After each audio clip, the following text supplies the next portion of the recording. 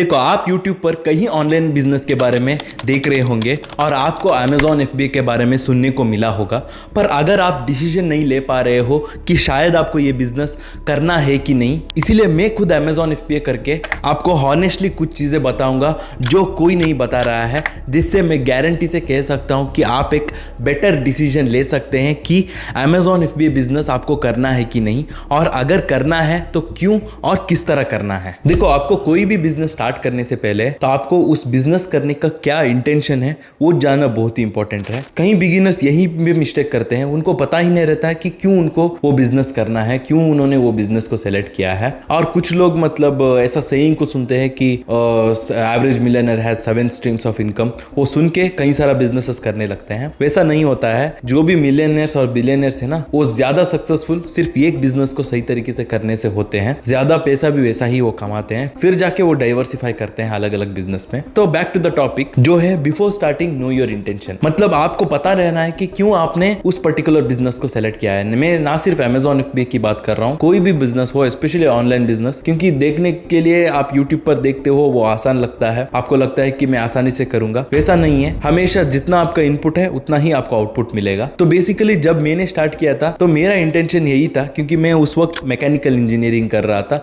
मैं कॉलेज में था और मुझे पता चल चुका था कि मैं अगर इसी पाथ में जाऊंगा, तो अगर मैं मैकेनिकल इंजीनियरिंग परस्यू करके आगे जाऊंगा तो मुझे जॉब ही करना है और बेसिकली मुझे टाइम ट्रेड करना है, जो मुझे नहीं करना था। मुझे जॉब नहीं करना था। तो इसीलिए मैं कुछ ऐसा बिजनेस स्टार्ट करने की सोच रहा था जिससे मैं इन्वेस्टमेंट कलेक्ट कर सकूं और मेरा टाइम ट्रेड ना कर सकूं और मल्टीपल बिजनेसेस क्रिएट करूं। तो मैंने अलग अलग चीज देखा, अलग अलग चीज भी ट्राई किया, अलग अलग बिजनेसेस भी ट्राई किया। फिर जाके मुझे एक्चुअली ऐसा बिजनेस मिला जिससे मैं टाइम फ्रीडम और लोकेशन फ्रीडम अचीव कर सकूं और अगेन फाइनेंशियल फ्रीडम भी, जिसके जरिए मैं multiple sources of income generate कर सकूं। जो मेरा जर्नी अगर आप मुझे फॉलो करते आ रहे हैं तो आप देख सकते हैं। तो मैंने Amazon FBA मतलब फिजिकल प्रोडक्ट सेलिंग से शुरू किया, फिर मैं पर्सनल ब्रांडिंग पे भी आया, मतलब मेरा यूट्यूब चैनल भी है और मेरा एजेंसी सर्विसेज भी है, जिसको बेसिकली एक IT कंपनी कह सकते हैं। और उसी तरह मेरा प्रोडक्ट रिसर्च टूल भी है जो एक सॉफ्टवेयर टूल है, तो सॉफ्टवेयर कंपनी भी मैं कर पाया। तो इस सारा का स्टार्टिंग पोजीशन, मतलब जो मेरा मेजर अर्निंग करने के लिए मुझे मदद किया था, वो है ई-कॉमर्स, मतलब Amazon FBA। तो वो इंटेंशन से मैंने स्टार्ट किया। कई सारे लोगों का अप्रोच क्या रहता है कि वो यूट्यूब देखते हैं, Amazon सेल करने की सोचते हैं, उनके माइंड में ओके मैं सिर्फ एक Amazon सेलर हूं, उस तरह रहता है। वैसा अप्रोच रखने से आप कभी मतलब आगे तक सोच नहीं सकते हैं और बिजनेस को भी लॉन्ग टर्म तक नहीं कर सकते हैं, क्योंकि कई सारा प्रोस एंड कॉन्स रहता है, चाहे कोई भी बिजनेस हो। तो उसका प्रोस में आपको ज्यादा कॉन्सेंट्रेट करके multiple streams of income create करने की सोचना है। तो मेरे हिसाब से अगर आप एक बिगिनर हो और आपको एक ऐसा बिजनेस करना है जिससे आपको टाइम, लोकेशन और फाइनेंशियल फ्रीडम मिले, ताकि उसके जरिए आप मल्टीपल बिजनेसेस भी क्रिएट कर सके, ना सिर्फ वो बिजनेस पे डिपेंड हो सके, तो e commerce Amazon FBA one of the best platform है। मतलब ई कॉमर्स को ही अगर हम कंसिडर करते हैं तो कई सारा बिजनेसेस है, आपको पता ही होगा। शॉपिफाई ड्रॉप शिपिंग है और उसी के साथ Amazon है। मतलब मेजर डिफरेंस यही है कि शॉपिफाई में आप खुद के वेबसाइट के थ्रू सेल करते हो, इसीलिए आपको ट्रैक्शन लाने के लिए फेसबुक एडवर्टाइजमेंट पे डिपेंड होना पड़ेगा। यहाँ पर आप Amazon को लेवरेज करते हो। Amazon के कस्टमर्स, जो डेली कस्टमर्स है अराउंड 67 मिलियन लोग, उनको लेवरेज करते हो आपके प्रोडक्ट्स प्रमोट करने के लिए और उसके जरिए आपका प्रोडक्ट्स आप सेल करते हो। फिर जाके आप मल्टी चैनल फुलफिलमेंट कर सकते हैं। आपके प्रोडक्ट आप खुद की वेबसाइट के थ्रू सेल कर सकते हैं। अलग अलग ई कॉमर्स प्लेटफॉर्म है जैसे कि फ्लिपकार्ट, मीशो, तो उस तरह कई सारा प्लेटफॉर्म्स है, वहां के थ्रू सेल कर सकते हैं। और आपका सोशल मीडिया को भी लेवरेज कर सकते हैं। आजकल मल्टीपल वेज है एक सिंगल प्रोडक्ट के लिए ट्रैक्शन लाने के लिए, चाहे वो फिजिकल प्रोडक्ट हो या डिजिटल प्रोडक्ट। पर स्टार्टिंग वे में कंसिडर करने के लिए यही रीजन था, मतलब मेरा इंटेंशन यही था कि मुझे पता था कि अगर मैं खुद का वेबसाइट करूंगा तो मैं तो बड़ा इन्फ्लुएंसर नहीं हूं, कोई भी मेरा वेबसाइट पे ऐसे ही नहीं आएंगे, तो मैं Amazon को इस्तेमाल करूंगा, फिर जाके मैं मल्टी चैनल फुलफिलमेंट करूंगा। तो उस इंटेंशन से मैंने स्टार्ट किया था। और of course long term goal अगर मैं कहूं तो मुझे multiple streams of income generate करना था। मैंने एज ए एंटरप्रेन्योर सोचा, ना सिर्फ एक Amazon सेलर, ताकि मैं सिर्फ Amazon करूंगा, सिर्फ मल्टीपल प्रोडक्ट्स लॉन्च करते जाऊंगा। ऑफ कोर्स वो बिजनेस से ही मैंने शुरुआत किया था और वही से मैं ज्यादा अर्निंग कर रहा हूं। पर जो उस बिजनेस से मैं अचीव कर सकता हूं, ना सिर्फ एक इनकम गोल्स बल्कि टाइम फ्रीडम, मतलब वो उस पर्टिकुलर टाइम फ्रीडम को मैं सही तरीके से इस्तेमाल करूं अलग अलग बिजनेस को एक्सप्लोर करने के लिए। तो मैं आपको एज ए बिगिनर यही सजेस्ट करूंगा। तो आपका इंटेंशन आपको सबसे पहले जानना है बिजनेस करने से पहले, ना सिर्फ Amazon FBA, कोई भी बिजनेस आप करने की सोचो तो आपका मेन इंटेंशन क्या है। वो बिजनेस जो आप करने की सोच रहे हो उसको बस एक स्टेपिंग स्टोन जैसा आपको इस्तेमाल करना है आगे बढ़ने के लिए, फिर जाके उसी के साथ अलग अलग बिजनेसेस आप क्रिएट कर सकते हैं। और दोस्तों, अगर आपको ई कॉमर्स Amazon FBA करना करना है तो मैंने मेरे एक्सपीरियंस से एक ई बुक लिखा है जहाँ पर मैंने स्टेप बाय स्टेप सारा प्रोसेस एक्सप्लेन किया है, और वो मैं आपको हाईली रिकमेंड करूँगा। वो आपको फ्रीली अवेलेबल है मेरे एप्लीकेशन में, उसका लिंक आपको डिस्क्रिप्शन में मिलेगा, और उसी तरह मेरे एप्लीकेशन में और भी कई सारा रिसोर्सेस आपको मिलने वाला है, तो उसको चेकआउट कीजिए। देखो, और एक बड़ा मिसकंसेप्शन है कई सारा बिगिनर्स के साथ अमेजॉन FBA को लेकर, ना सिर्फ अमेजॉन FBA, कई सारा online businesses specially e commerce को लेकर। वो सोचते हैं ये बिजनेस मॉडल कंप्लीटली पैसिव है, और कुछ यूट्यूबर्स भी इसी तरह प्रमोट करते हैं कि पैसिव बिजनेस मॉडल उस तरह। देखो, मैं आपको एक चीज कहना चाहता हूं कि कोई भी बिजनेस है ना पैसिव नहीं रहता है, कंप्लीटली पैसिव तो नहीं रहता है, उसको आपको पैसिव बनाना चाहिए। मतलब कुछ बिजनेसेस में वो अपॉर्चुनिटी रहता है कि वो बिजनेस पैसिव बना सके, पर इनिशियल स्टेज में कोई भी बिजनेस पैसिव नहीं रहता है। उसमें आपको आपका मनी इन्वेस्टमेंट और आपका टाइम इन्वेस्टमेंट लगता ही है। ऑफ कोर्स कितना आप टाइम दे रहे हैं, कितना आप मनी इन्वेस्ट कर रहे हैं, उस पे वो डिपेंड होता है। वो बिजनेसेस को हम कंपेयर करके बेस्ट वन सेलेक्ट करते हैं ऑफ कोर्स, पर फिर भी टाइम और मनी आपको इन्वेस्ट करना ही चाहिए, फिर जाके उस बिजनेस को आप पैसिव बना सकते हैं। उसके लिए अलग अलग वेज है, तो ये नोशन आपको निकालना चाहिए, क्योंकि कई सारा बिगिनर्स पैसिव समझ के बिजनेस को स्टार्ट करते हैं, स्पेशली अमेजॉन FBA बिजनेस जैसा। तो उसमें कितना रिक्वायरमेंट रहता है ना, स्पेशली टाइम रिक्वायरमेंट। उनके पास मनी तो रहता है कुछ लोगों के पास, पर जो टाइम उनको देना चाहिए वो नहीं देते हैं। वो चाहे सीखने के लिए हुआ हो, चाहे उनके अप्रोच में हुआ हो, या ओवरऑल बिजनेस में भी हुआ हो, तो वो टाइम इन्वेस्टमेंट रहता है ना, वो आपको इनिशियली देना ही होता है, तब जाके वो बिजनेस पैसिव होता है। तो इसीलिए अगर आपको कोई कह रहा है कि ये पर्टिकुलर बिजनेस कंप्लीटली पैसिव है, आप इनिशियली ही कमा सकते हैं बिना कोई टाइम इन्वेस्टमेंट का, तो आप बस मतलब बिलीव मत कीजिए, क्योंकि कोई भी बिजनेस मॉडल पैसिव नहीं है। तो उसको आपको पैसिव बनाना चाहिए। तो आपको सिंपल तरीके से लॉजिकली सोचना है कि वो बिजनेस क्या आप पैसिव बना सकते हैं कि नहीं। फॉर एग्जांपल अमेजॉन FBA में इनिशियली जो आप अकाउंट रजिस्ट्रेशन करते हैं वो वन टाइम काम रहता है, फिर बार बार अब तो आप अकाउंट रजिस्ट्रेशन नहीं करेंगे। फिर मोस्ट इंपॉर्टेंट काम आपका प्रोडक्ट, तो आपको प्रोडक्ट रिसर्च में ज्यादा टाइम देना है, सही तरीके से प्रोडक्ट सेलेक्ट करके, सही तरीके से उसके लिए सप्लायर ढूंढ के, फिर सही तरीके से फर्स्ट पेज पे रैंक करते हैं ना, जो समवेयर अराउंड 1 to 2 मंथ्स लग जाता है, इवन 3 मंथ्स लग जाता है अगर प्रोडक्शन टाइम और शिपिंग टाइम ज्यादा है। तो वो चीज सही करने के बाद फिर भी आपको लॉन्च करना पड़ता है प्रोडक्ट को सही तरीके से, फर्स्ट पेज लॉन्च करके उसको असेट बनाना है चाहिए। मतलब एक 15-20 रिव्यूज जब वो प्रोडक्ट क्रॉस होता है उसके मेन कीवर्ड के फर्स्ट पेज में, तब जाके आप उसको असेट कंसिडर कर सकते हैं, तब जाके वो पर्टिकुलर प्रोडक्ट आपका मतलब एक पैसिव बिजनेस मॉडल, एक पैसिव असेट बन जाता है, जो आप सिर्फ आपको रिस्टॉक करने का काम रहता है। इवन उस वक्त भी वीकली आपको एक बार लिस्टिंग चेक करना है,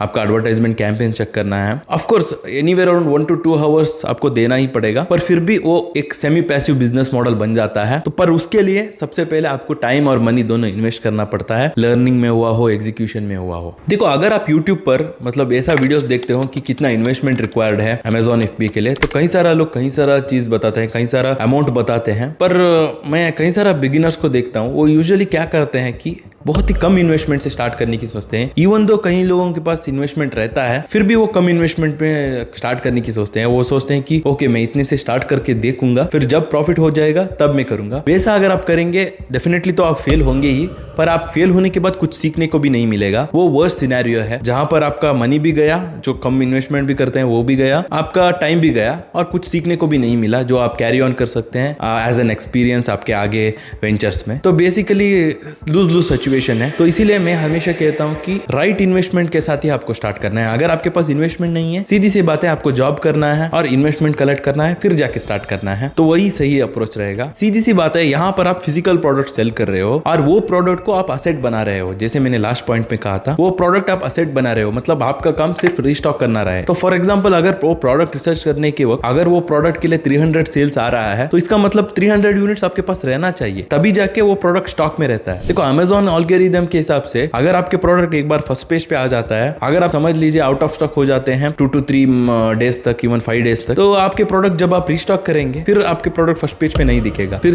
5-10 पेजेस पीछे दिखेगा, डिपेंडिंग ऑन द कॉम्पिटिशन। तो ये मेरे साथ भी हुआ था एक्चुअली, जब मैंने बिजनेस स्टार्ट किया था, क्योंकि मैंने बहुत ही कम इन्वेस्टमेंट से स्टार्ट किया था। तो मेरे पास अराउंड 90,000 का इन्वेस्टमेंट था। एक्चुअली मैंने इनिशियली अराउंड 60,000 का इन्वेस्टमेंट किया था, फिर मैंने 90,000 का किया था। तो मैं बार बार आउट ऑफ स्टॉक हो जा रहा था, मतलब जितना मैं मेहनत करता था प्रोडक्ट को फर्स्ट पेज पे लाने के लिए ताकि वो प्रोडक्ट एसेट हो जाए, तो क्योंकि मैं मल्टीपल प्रोडक्ट्स एक ही टाइम में लॉन्च करने की कोशिश कर रहा था, तो जो मेरा पहला प्रोडक्ट फर्स्ट पेज पे रैंक हो चुका था वो आउट ऑफ स्टॉक हो जाता था क्योंकि मैं और एक प्रोडक्ट लॉन्च करने में फोकस था। तो वही उसी चक्कर में कई सारा मतलब मंथ्स तक मैं सही तरीके से रीप नहीं कर पाया रिवॉर्ड्स जो मैंने मेहनत करके प्रोडक्ट को फर्स्ट पेज पे लाया था। तो मैं बस इसीलिए कह रहा हूँ कि कहीं बिगिनर्स ये मिस्टेक करते हैं, वो सोचते हैं कि मैं कुछ थोड़ा इन्वेस्टमेंट से स्टार्ट करूंगा, फिर प्रॉफिट निकालूंगा, फिर उसको री इन्वेस्ट करके बिजनेस को बढ़ाऊंगा। वैसा नहीं होता है। जब आप सही तरीके से प्रोडक्ट रिसर्च करते हैं ना, तो उस प्रोडक्ट के लिए कितना यूनिट्स आपको चाहिए होता है उतना ही यूनिट्स आपको मंगवाना ही है, क्योंकि अगेन सेल्स वेलोसिटी मैच करने के लिए भी अराउंड 7 to 10 डेज तक अगर आपको प्रोडक्ट समझ लीजिए 300 सेल्स पर मंथ आ रहा है, तो आपके प्रोडक्ट फर्स्ट पेज पे लाने के लिए तो आपको कंसिस्टेंटली 10 सेल्स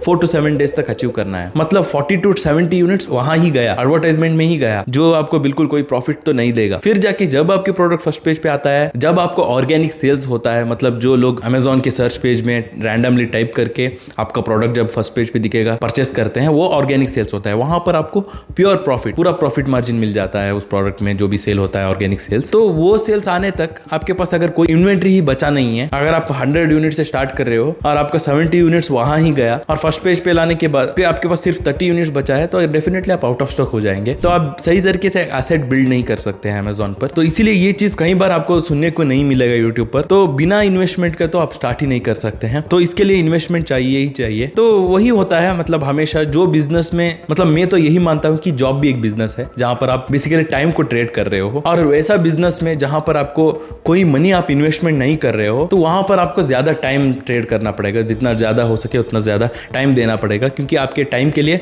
आपको पैसा मिल रहा है। पर ऐसा बिजनेस मॉडल में जहां पर अमेजोन FBA में यहाँ आप मनी को इस्तेमाल कर रहे हो और ज्यादा मनी को जनरेट करने के लिए, तो डेफिनेटली आपको मनी का इन्वेस्टमेंट रहता ही है। वो ग्राफ कुछ इस तरह जाता है जहां पर आप पहले टाइम और मनी इन्वेस्ट करते रहेंगे, फिर जाके जब आपका बिजनेस प्रॉफिटेबल हो जाएगा तो कोई लिमिट नहीं रहता है आपके पास, जितना ऊपर जा सके उतना ऊपर आप उस बिजनेस को लेकर जा सकते हैं। पर जॉब में बेसिकली हमेशा ऐसा ही चला जाता है। तो ओवर द ईयर्स इन्फ्लेशन से, तो मतलब जो भी आप अर्निंग कर रहे होते हैं, क्योंकि आपका टाइम आप ट्रेड कर रहे होते हैं, उसका वैल्यू कम होते जाता है। पर बिजनेस में वैसा नहीं है। इनिशियली ऑफकोर्स आप नेगेटिव में जाते हैं क्योंकि आपका मनी इन्वेस्ट कर चुके होंगे, पर फिर भी जब वो बिजनेस प्रॉफिटेबल हो जाएगा, so then you can reap your rewards. देखो, अगर आप एक कंप्लीट बिगिनर हो, जो आप अमेजोन FBA बिजनेस स्टार्ट करने जा रहे हो, या आप एग्जिस्टिंग सेलर हो, एक चीज आपको ध्यान में रखना है कि प्रोडक्ट इज एवरीथिंग। मतलब आपका प्रोडक्ट ही सब कुछ है और प्रोडक्ट रिसर्च में ही ज्यादा ध्यान देना है। देखो, कई सारे यूट्यूब वीडियोस है, इवन मैंने भी कई सारे वीडियोस बनाया है, पर यूजुअली यूट्यूब पर अगर आप सर्च करते हैं एडवर्टाइजमेंट कैंपेन्स के ऊपर, आपको कूपन्स के ऊपर, मार्केटिंग स्ट्रेटेजी के ऊपर कई सारा वीडियोस मिलेगा।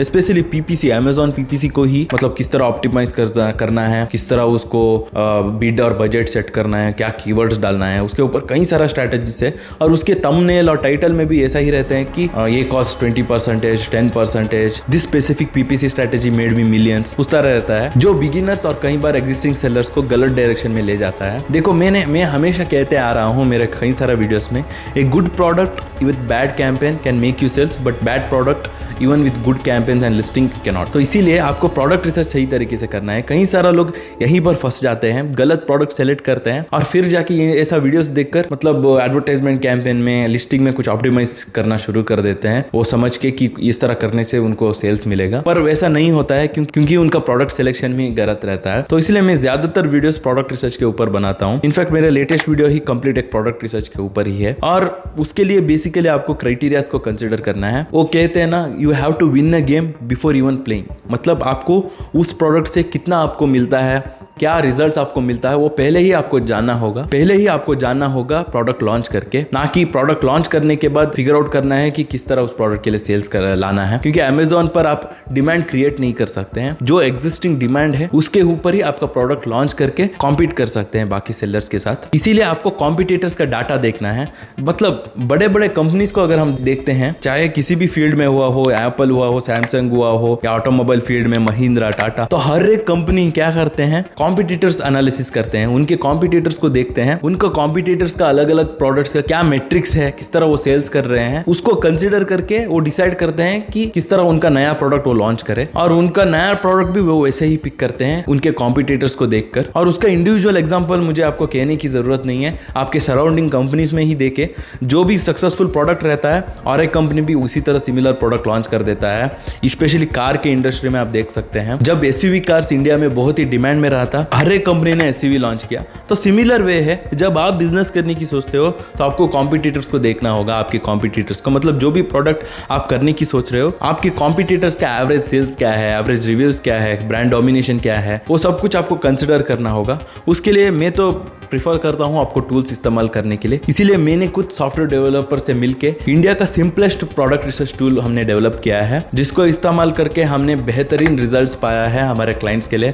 और हमारा खुद के बिजनेस के लिए, और अभी वो पब्लिक के लिए भी अवेलेबल है। उसमें आप इंडिविजुअल प्रोडक्ट का रिसर्च भी कर सकते हैं, मतलब जो भी आपको कॉम्पिटिटर्स है ना, अगर आप करने की सोच रहे हो उस सेम पर्टिकुलर प्रोडक्ट, उस प्रोडक्ट का ये साइन उठा के वहाँ के सर्च बार पे टाइप करते हैं तो उस प्रोडक्ट का सारा डिटेल्स आपको मिल जाएगा, जिसकी वो प्रोडक्ट कितना मंथली सेल्स कर रहा है, मंथली रेवेन्यू कितना कर रहा है, वो जो रेवेन्यू कर रहे हैं ना उसमें से अमेजॉन कितना चार्ज कर रहे हैं, मतलब वो कितना प्रॉफिट कर रहे हैं, वो आपको पता चलेगा। और उसी प्रोडक्ट का जो कीवर्ड रहते हैं ना, मेन कीवर्ड, उसका सर्च वॉल्यूम किस तरह है, उस तरह आप डिमांड को फिगर आउट कर सकते हैं उस प्रोडक्ट के लिए। और उसी तरह उसी टूल में ब्लैक बॉक्स भी है जो सिंप्लीफाइड वर्जन है, मतलब जो भी इंपॉर्टेंट मेट्रिक्स रहता है ना, मतलब आपको कितना एवरेज सेल्स के अंदर आपको प्रोडक्ट ढूंढना है और रिव्यूज के अंदर, और आपका सेलिंग प्राइस कितना रहना चाहिए ताकि आपको कितना प्रॉफिट मार्जिन मिले, वो सभी फिल्टर्स आप एंटर करके सर्च करेंगे तो आपको रिजल्ट्स मिल जाएगा। तो वो टूल मेरे डिस्क्रिप्शन में मिल जाएगा, उस लिंक को चेकआउट कीजिए। और एक मोस्ट कॉमन टॉपिक है, कई सारा बिगिनर्स को ये आता है कि क्या मुझे FBA से शुरू करना है या FBM से शुरू करना है। FBA मतलब of course fulfilment bye Amazon, मतलब आपके प्रोडक्ट का शिपिंग अमेजॉन करते हैं और कस्टमर का क्वेरीज भी, सेटिस्फेक्शन भी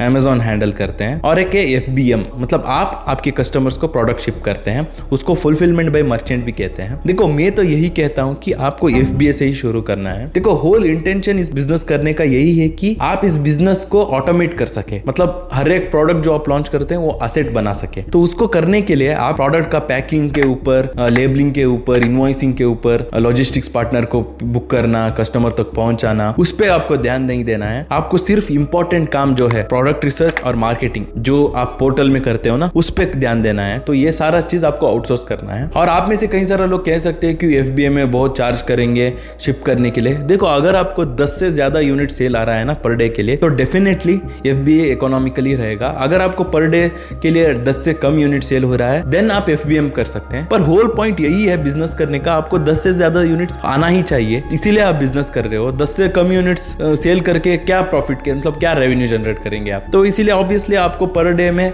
10 से ज्यादा यूनिट सेल करना ही है। तो अगेन उसके लिए आप FBA करना ही है, जो FBA आपको इकोनॉमिकली है, तो उसी माइंडसेट के पे आपको करना होगा। और एक चीज क्या है कि FBA करने से ही आपके प्रोडक्ट पे प्राइम का लोगो आएगा, जिससे और ट्रैक्शन मिलेगा और ज्यादा बूस्ट मिलेगा। और अमेजॉन के कस्टमर्स जो रहते हैं जिनके पास ऑलरेडी प्राइम मेंबरशिप है, वो हमेशा प्राइम लोगो रहने वाला लिस्टिंग को ही प्रेफर करते हैं, क्योंकि उसी लिस्टिंग में ही 1 और 2 डे डिलीवरी दिखता है। तो इसीलिए ज्यादातर उस लिस्टिंग में ही कन्वर्जन ज्यादा होता है, और इसीलिए अमेजॉन उस प्राइम लोगो रहने वाला लिस्टिंग को ही ज्यादा पुश करते हैं फर्स्ट पेज की ओर। तो इसीलिए डेफिनेटली आपको FBA के थ्रू ही करना है। अगर आपको कोई भी मिसकंसेप्शन या डाउट्स है या कंफ्यूजन है कि मुझे FBA करना है, FBM करना है, तो अगेन FBA ही करना है आपको, क्योंकि आप यहाँ पर बिजनेस इसीलिए कर रहे हो ताकि आपका बिजनेस आप ऑटोमेट कर सके। देखो और एक इंपॉर्टेंट पॉइंट है जो अमेजॉन FBA के बिजनेस में हर एक सेलर के साथ होता है, जो एडवांटेज भी है और एक तरह डिसएडवांटेज भी है। वो क्या है कि कैश फ्लो इशू। देखो मैं सिंपल तरीके से एक्सप्लेन करता हूँ। जब मैंने मेरे बिजनेस स्टार्ट किया था, मैं हर 3 to 6 मंथ के लिए नया प्रोडक्ट्स को लॉन्च करता था, पर अभी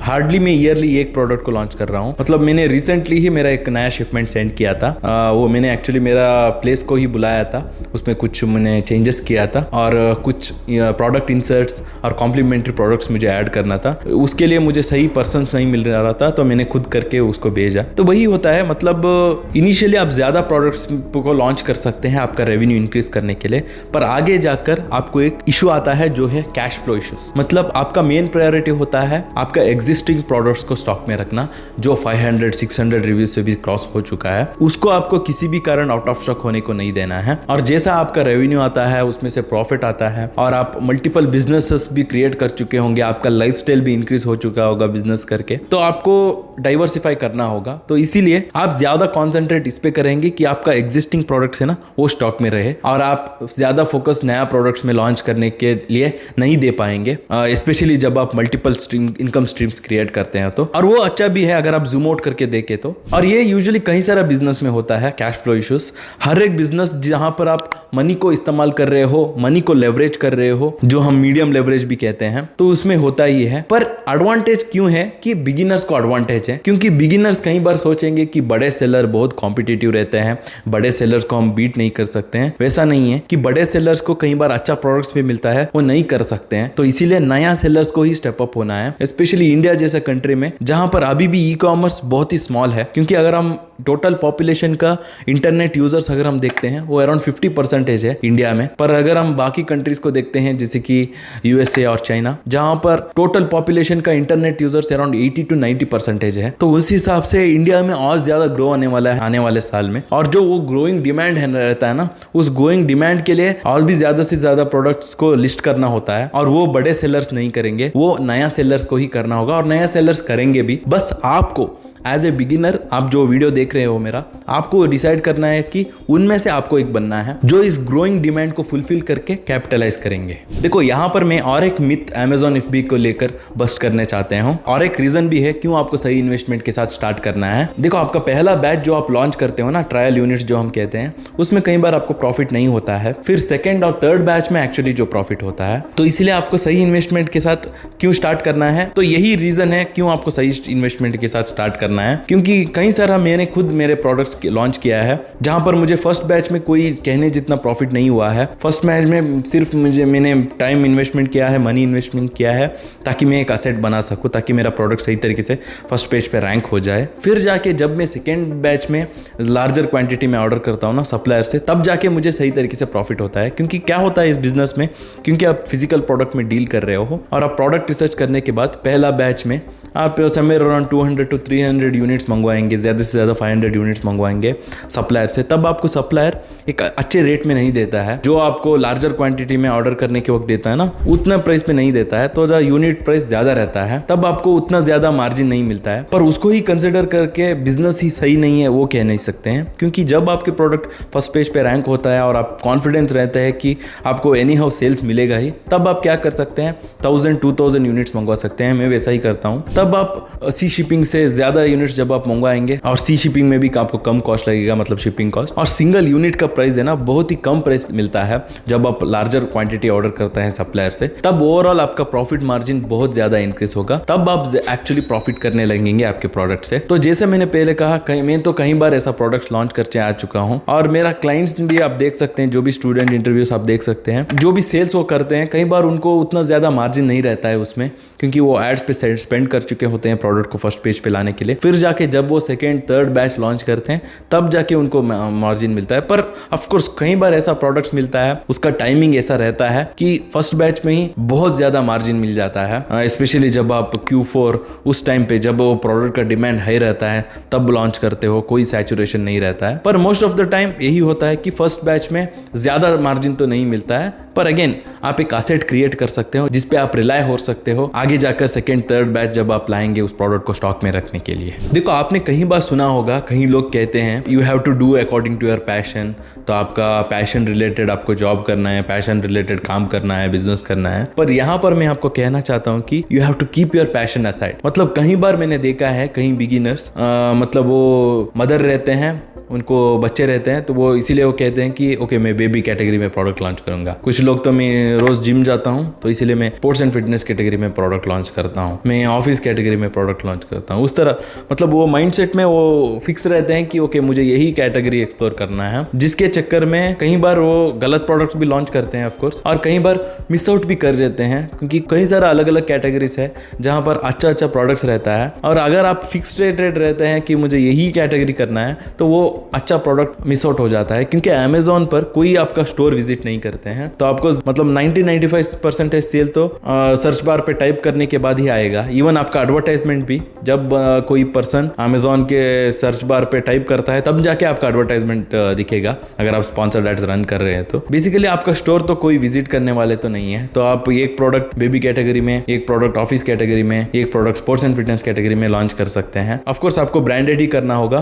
प्राइवेट लेबलिंग ही करना होगा, पर अगेन अलग अलग कैटेगरीज आपको आप एक्सप्लोर कर सकते हैं। कोई भी सेलर मतलब कोई कैटेगरी में अगर से प्रॉफिट नहीं आ रहा है तो उसको उसमें सेल नहीं कर रहा होता, तो डेफिनेटली हर कैटेगरी में उसका प्रोस एंड उसका कॉन्स भी रहता है, मतलब प्रॉफिट तो रहता ही है। तो इसीलिए स्पेशली आपको इनिशियली आपका पैशन को साइड में रखना है, बस आपको कैश फ्लो देखना है। जो प्रोडक्ट में एक्चुअली डिमांड है, एक्चुअली अपॉर्चुनिटी है with high demand and low competition, उसको ही करना है। फिर जाके आप वो अफोर्ड कर सकते हैं एक्सपेरिमेंट करना, आपका पैशन को एक्सप्लोर करना। तो मैं ये क्यों कह रहा हूँ, क्योंकि मेरा जो हमारा मेंटरशिप प्रोग्राम है या हमारा जो एजेंसी सर्विस डेनफोरी सर्विस में है, जहां पर हम खुद प्रोडक्ट रिसर्च करते हैं ना, कई बार वो कहते हैं कि हमारा क्लाइंट्स मुझे यही कैटेगरी में करना है। फिर जाके जब हम उनको सही तरीके एक्सप्लेन करने के बाद उनको पता चलता है। मैं भी वैसा ही था इनिशियल स्टेज में। तो बेसिकली अगर मेरा सक्सेसफुल प्रोडक्ट्स कहूँ तो मेरा सक्सेसफुल प्रोडक्ट कई बार बेबी कैटेगरी में है। मतलब मैं तो मैकेनिकल इंजीनियर हूँ, मेरा मतलब बच्चे भी नहीं है, फिर भी मैं बेबी कैटेगरीज को एक्सप्लोर कर चुका हूँ। मुझे क्या बताया है बेबीज के बारे में, तो वही होता है। मतलब आपको बेसिकली क्राइटेरियाज को देखना है, फर्क नहीं पड़ना चाहिए कि वो प्रोडक्ट कौन सा कैटेगरी में हो। तो वही मैं आप लोगों के भी कहना चाहता हूँ, चाहे आप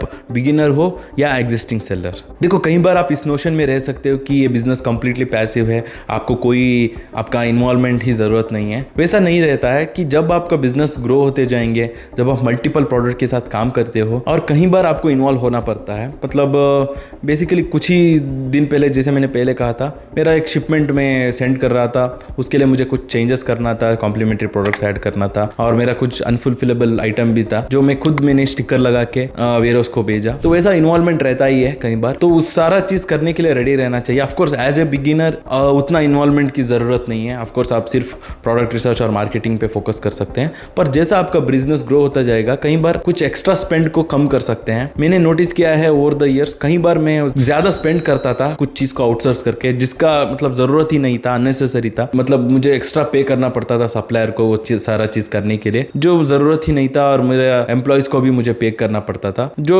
एक्चुअली जरूरत नहीं था, जो मैं खुद कर सकता था। तो इसीलिए मैंने लास्ट ईयर से कुछ चीजें मैंने ऑप्टिमाइज किया, मेरा टाइम को सही तरीके से इस्तेमाल किया, वो सारा अननेसेसरी जो मेरा स्पेंड्स था उसको कट डाउन करने के लिए, ताकि मेरा मार्जिन, ओवरऑल मार्जिन बिजनेस में अगर लॉन्ग रन में देखूं तो वो ज्यादा हो सके। तो इसीलिए मैंने खुद वो सारा चीज काम किया था। एक्चुअली इवन इन 2020 में भी जब लॉकडाउन हुआ था तब शिपमेंट्स हम सही तरीके से सेंड नहीं कर पा रहे थे, बहुत ज्यादा ब्लॉकेजेस था, और स्पेशली जब हम इंपोर्ट कर रहे थे। उस वक्त मैंने एक स्टोरी भी डाला था, अगर आप में से कोई मुझे फॉलो करते आ रहे हैं, मेरे वीडियो भी डाला था उस वक्त। पर अगेन मैंने एक स्टोरी भी डाला था जहां पर मैंने खुद मेरे प्रोडक्ट्स को कस्टम से चुड़वा के मेरे कार के अंदर, मेरे कार के डिक्की में डालकर मैंने खुद Amazon FBA वेयरहाउस को जाकर सेंड किया था। तो वैसा कई सारा चीज आप इन्वॉल्व होके अगर करते हैं तो आपका बिजनेस सही तरीके से आप सेटअप कर सकते हैं और आपका ओवरऑल मार्जिन भी इंक्रीज होगा। तो इस तरह इन्वॉल्वमेंट के लिए आपको रेडी रहना है। तो आप कंप्लीटली पैसिव सोच के आपको नहीं बैठना है। तो डेफिनेटली इसी माइंडसेट में आपको आपके बिजनेस में आपका अप्रोच रखना है। देखो और एक चीज मैं यहाँ बिगिनर्स पर्सपेक्टिव से कहना चाह रहा हूँ कि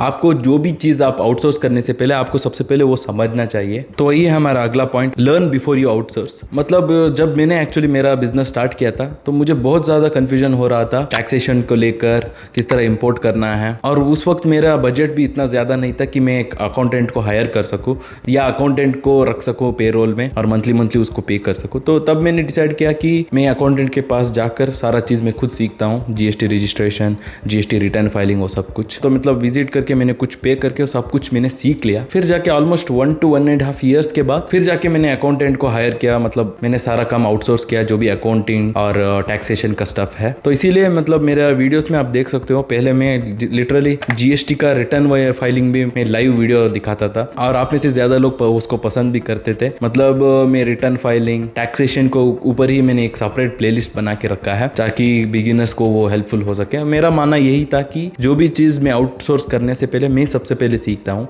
इनफैक्ट मतलब जो हमारा प्रोडक्ट रिसर्च टूल है प्रो लेवरेज, उसको करने के वक्त भी मैंने कई सारा चीज़ में सॉफ्टवेयर में API क्या होता है, UI क्या होता है, फ्रंट एंड बैक एंड, उसमें कई सारा चीज़ में नॉलेज गेन कर रहा था यूट्यूब में ही, और उसके ऊपर ही मैंने एक सेपरेट कोर्स भी लिया था ताकि मेरे थोड़ा बहुत मैं जान सकूं। तो वही चीज़ मैं आपको कहना चाहता हूँ कि आपको सबसे पहले समझना है, फिर जाके उसको आउटसोर्स करना है। तो इसीलिए आपको अप टू डेट रहना है, वो भी इंपॉर्टेंट पॉइंट है। मतलब इसमें क्या होता है कि कई सारा चीज़ बदलता रहता है। मतलब मैंने लिटरली 2017 में स्टार्ट किया था और अब तक मतलब 2025 तक कई सारा चीज़ को मैं देख चुका हूँ, कई सारा मतलब चीज़ बदल चुका है, और उसको अपडेट रहने के लिए मतलब उतना ही मुझे सीखते रहना चाहिए। ऐसा नहीं सोचना है कि मैंने कुछ प्रोडक्ट्स लॉन्च किया है, मुझे पैसा आ रहा है, मुझे इनकम आ रहा है, मुझे कुछ करने की ज़रूरत नहीं है। ऐसा नहीं है। मैं हर वीक कुछ ना कुछ कंटेंट को कंज्यूम करूंगा Amazon FBA के रिलेटेड ही, चाहे वो ऑनलाइन कोर्सेज के जरिए हुआ हो या रैंडम यूट्यूब वीडियोस में ही कई सारा नॉलेज गेन कर सकते हैं। इनफैक्ट मैंने कई सारा चीज़ मेरे कुछ स्टूडेंट से ही मैंने कई बार सीखा है। जो मेरा स्टूडेंट्स या क्लाइंट्स रहते हैं वो कुछ एक्सपेरिमेंट करते हैं उनके प्रोडक्ट से, जब उनको उससे अच्छा रिजल्ट मिलता है मुझे बताते हैं, और उस वक्त वो स्ट्रैटेजीज मैं भी इस्तेमाल करके देखता हूँ मेरे बिजनेस में या कई सारा क्लाइंट्स को बता के। तो उस तरह मतलब कम्युनिटी के जरिए जो लाइक माइंडेड रहते हैं उनके साथ इंटरेक्शन के जरिए मैंने कई सारा चीज़ सीखा है। तो वही चीज़ आपको अपनाना है, और ये सिर्फ Amazon FBA के लिए नहीं, कोई भी बिजनेस हो ये चीज़ आपको रखना ही चाहिए। मतलब हमेशा अप टू डेट रहना चाहिए। You should always keep learning. और एक चीज़ मैं एज ए बिगिनर में कहना चाहता हूँ कि कई सारा लोगों को मैंने देखा है, वो बिजनेस स्टार्ट करते हैं, प्रोडक्ट्स लॉन्च करते हैं, प्रॉफिट भी होता है, सब कुछ होता है, तब इमीडिएटली पहला प्रोडक्ट में जो प्रॉफिट होता है उसमें से उनका लाइफस्टाइल वो अपग्रेड करना शुरू करते हैं, बाइक लेना, कार लेना शुरू करते हैं, जिससे मतलब वो लॉन्ग टर्म तक बिजनेस को चला नहीं सकते हैं। मैंने ओवर द ईयर कई सारे लोगों को देखा है। मतलब लिटरली जब मैंने स्टार्ट किया था उसी वक्त कई सारे लोगों ने स्टार्ट किया था, जो मुझे पता है कि वो कहीं नहीं है, क्योंकि उनका मेजर रीजन उन्होंने उनका लाइफस्टाइल जल्दी अपग्रेड किया। लिटरली मैंने 2017 में करने के बावजूद मेरा पहला कार मैंने 2020 में लिया था, वो भी मैंने यूज्ड कार लिया था लॉकडाउन के टाइम, क्योंकि मुझे कम प्राइस पे उस वक्त मिल रहा था। और फिर जाके मैंने 2023 में जाकर मैंने नया कार लिया था। मतलब मैंने 2 कार लिया था, एक मैंने मेरे पेरेंट्स को गिफ्ट किया था और एक मेरे लिए लिया था। मतलब आपको डिसीजन लेना है कि आप जो आपको प्रॉफिट मिला है आपका एग्जिस्टिंग प्रोडक्ट से, उससे आप नया प्रोडक्ट लॉन्च कर सकते हैं, जिसके जरिए आपका ओवरऑल रेवेन्यू इंक्रीज होगा और आप एक स्टेबल बिजनेस क्रिएट कर सकते हैं, वरना कार खरीद सकते हैं जो अगेन लायबिलिटी है। तो वो डिसीजन आपको लेना होगा, स्पेशली बिगिनिंग में। जब आपके पास बहुत सारा प्रोडक्ट से आपका रेवेन्यू इंक्रीज हो चुका है, आपने मल्टीपल स्ट्रीम्स ऑफ इनकम भी क्रिएट कर दिया है, तब जाके आपको पैसा निकालना है बिजनेस में और आपके लाइफस्टाइल इंप्रूव करना है। तो ये आपको एज ए बिगिनर माइंड में रखना है। मैं बस कार का एक एग्जांपल ले रहा हूं, कई सारा चीजें हैं जिसमें एक बैड इन्वेस्टमेंट हम कहते हैं, जो लिटरली एक लायबिलिटी है। तो वो कोई भी चीज हुआ हो, क्या कार या इलेक्ट्रॉनिक डिवाइसेस, तो ये चीज आपको अवॉइड करना चाहिए। देखो अभी Amazon FBA ई-कॉमर्स इतना ग्रो हो चुका है कि अगर आपके पास इन्वेस्टमेंट भी नहीं है, मतलब लिटरली जीरो इन्वेस्टमेंट है, तब भी आप इससे एक बिजनेस क्रिएट कर सकते हो। मतलब आप कई सारा चीज फ्री में सीख सकते हो, यूट्यूब के जरिए, इवन ऑनलाइन कोर्सेज के जरिए सीख सकते हो, और उसके हुए स्किल्स को आप एज ए सर्विस प्रोवाइड कर सकते हो जो ऑलरेडी सेलर है, जैसे कि चाहे उनका अकाउंट मैनेज करना हुआ हो, एडवर्टाइजमेंट मैनेज करना हुआ हो, शिपिंग प्लान क्रिएट करना हुआ हो, और प्रोडक्ट रिसर्च में हुआ हो, even account registration, GST registration, return filing. तो उस तरह कई सारा चीज़ है जो एग्जिस्टिंग सेलर्स को रिक्वायरमेंट रहता है, और या कई सारा मैन्युफैक्चरिंग प्लांट्स रह सकते हैं आप ऑफलाइन में आपके शहर में, जिनको पता है ई-कॉमर्स का पावर, वो चाहते हैं कि उनका प्रोडक्ट्स वो Amazon पे लिस्ट करे, पर उनको पता नहीं है, पर आपको वो नॉलेज रहता है, पर आपका खुद का बिजनेस स्टार्ट करने के लिए आपके पास इन्वेस्टमेंट नहीं रहता है। मुझे कई सारे लोगों ने मुझे मैसेज करके बताया कि जो उन्होंने मेरा यूट्यूब के जरिए सीखा है वो एज अ सर्विस उन्होंने प्रोवाइड किया है। कई बार मेरे स्टूडेंट्स ने भी उसी तरह किया है, क्योंकि उनके पास इन्वेस्टमेंट नहीं था उनका खुद का प्रोडक्ट लॉन्च करने के लिए। उन्होंने सारा चीज़ सीख के एज अ सर्विस प्रोवाइड किया, फिर जाके इन्वेस्टमेंट कलेक्ट करके उनका खुद का बिजनेस स्टार्ट किया। इनफैक्ट मेरा अभी 2 एडिटर्स हुआ जिन्होंने मतलब मेरा यूट्यूब वीडियो एडिट करते थे, और जो मैंने उनको पैसा दे रहा था उससे वो कलेक्ट करके उन्होंने उनका बिजनेस स्टार्ट किया था। तो यही चीज मैं आपको कहना चाहता हूँ कि तो अगर आपके पास इन्वेस्टमेंट सही नहीं है तो इस तरह आप इन्वेस्टमेंट कलेक्ट कर सकते हैं आपका सर्विस प्रोवाइड करके। तो अगेन वो अलग ही कॉन्सेप्ट होता है, तो उसके ऊपर मैं आगे जाकर एक वीडियो बनाऊंगा। तो ये रहा है, ये सारा चीज आपको कई बार सुनने को नहीं मिलता है यूट्यूब पर, तो इस वीडियो में मैंने एक्सप्लेन किया है। तो होपफुली ये वीडियो आपको यूजफुल लगा, और अगर आपको ई-कॉमर्स Amazon FBA से 1 करोड़ से भी ज्यादा ईयरली रेवेन्यू जनरेट करने वाला बिजनेस क्रिएट करना है, तो उसके ऊपर एक स्टेप बाय स्टेप वीडियो बनाया है, यहाँ पर क्लिक करके चेकआउट कीजिए, और सारा मेरा रिसोर्सेस आपको डिस्क्रिप्शन में मिलेगा, उसको चेकआउट कीजिए। तो बस धन्यवाद दोस्तों, फिर मिलेंगे।